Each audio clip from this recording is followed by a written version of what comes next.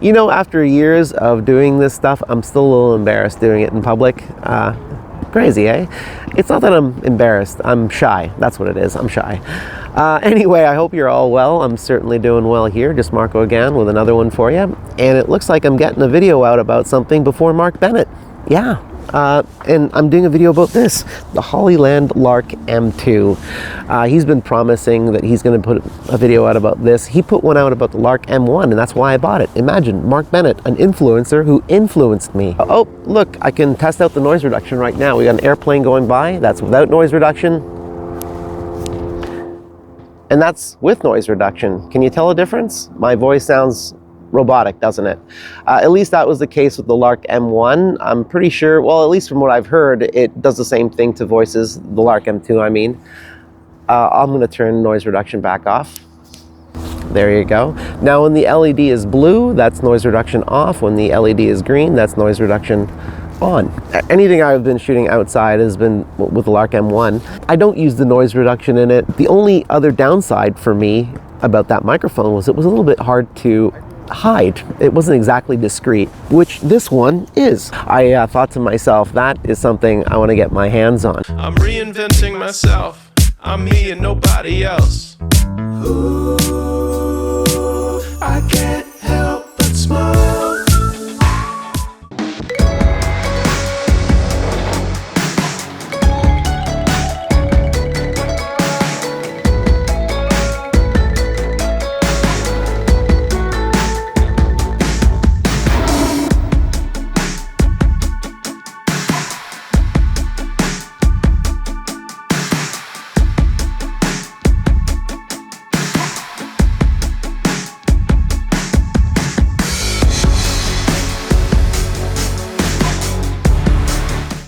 Just me again, and now that I've brought you inside, it's gorgeous out there. Which is okay, because it's a little too harsh out there, the sunlight. I kind of prefer an overcast day, so that's all right. But this does provide some really nice window light right now for shooting this natural. So I checked out the audio that I recorded outside, and I realized I probably had the preamps in my camera set a little on the hot side. I had my A6700s audio levels set to 12. I probably should have had them set to like 10.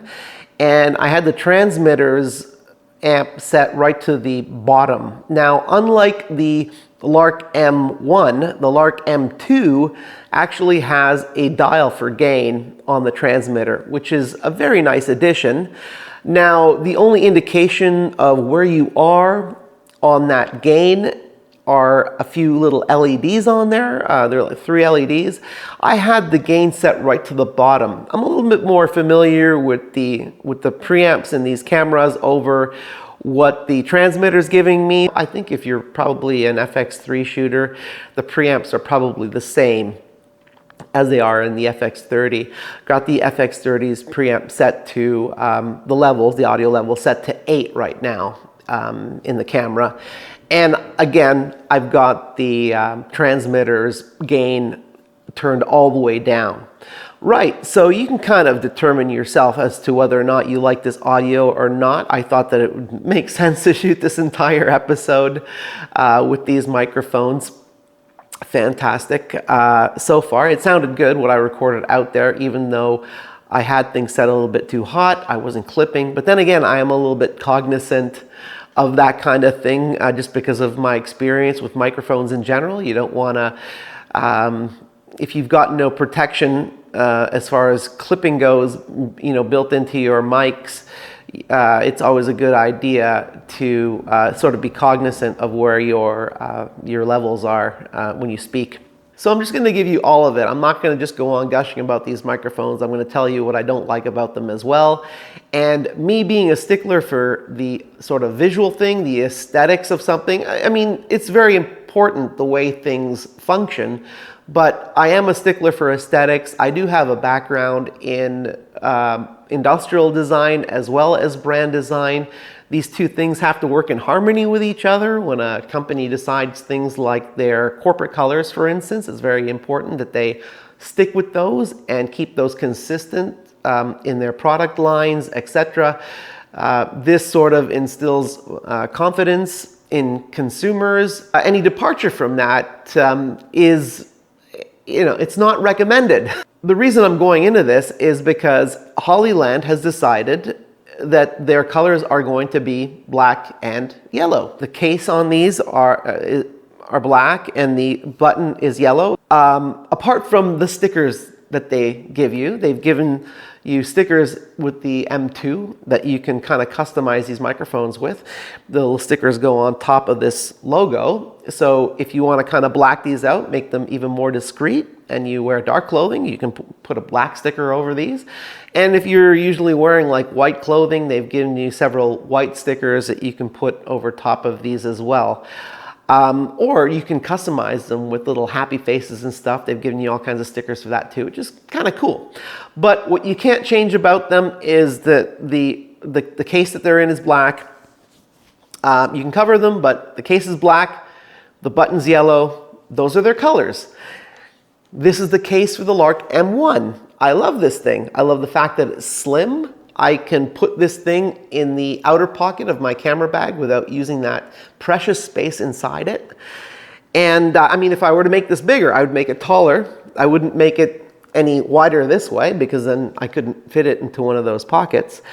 And if you look inside, the interior of this is yellow. These openings for the transmitter and microphones they're lined up like this, so they take as little space this way as possible. Gorgeous. I really like this. No complaints at all about the charging case for the Lark M1. They also provided this semi-hard case as well with the Lark M1's stuff. This I don't use. It takes up too much room in my bag. So it's that right there, and that's it. Hollyland, in all their wisdom, I'm not really sure what they were thinking, but one of the things I didn't like about their competition, like what DJI did, for instance, is the fact that their charging case is so fat. You can't put this in the outside pocket of a camera bag, at least not my camera bag. You're stuck having to put this inside the bag, which I don't like at all. And if you open this up, if I were to choose a color, the ugliest possible color I could come up with for the inside of this charging case is beige. And that's exactly what they've done. I'm not sure what they were thinking, but why not use that gorgeous yellow that you had in the original Lark M1 case? I mean, as a brand person, this is not part of your corporate brand. Stick with the yellow on the inside. Consistency, consistency, consistency. That's what you want. The transmitter, they've turned it the other way. So it it's kind of necessary that they've had to go so fat with this thing. I personally would have turned the transmitter the same way that they had on the original M1 charging case. And I would have gone with the longer case rather than a wider case. So by the way, you've got like 40 hours battery life if you're including what you get with the charging case.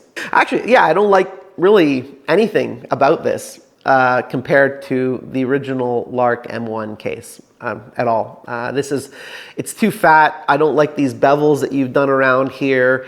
It just makes it hard edges just make things a lot more difficult when you're packing stuff. And yeah, unfortunately, you just decided to go with what others have done. And I know that your more pro mic that you had come out with is a little bit like this as well. So I will backpedal a little bit and say something I really do like about this case, and that's the fact that these microphones in here, they'll fit with the little magnets on the back, the little magnets that'll hold them on your shirt like this.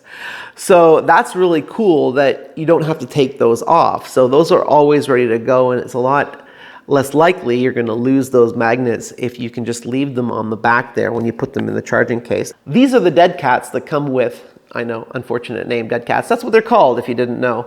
Wind muffs, whatever, but they are called dead cats. These are on the big side, which in my opinion is not a bad thing. If you want these to work, they have to be like this. They have to be a little bit bigger. And the fact that they're made this way so they fit over the entire microphone, I had read somebody's comment. It was a criticism regarding how they designed these. They were saying that they should have made these just the size of the actual mic on the one side of this little guy. These are small. If you're going to design something that only covers the microphone on this, it's going to fall off and get lost. Guaranteed.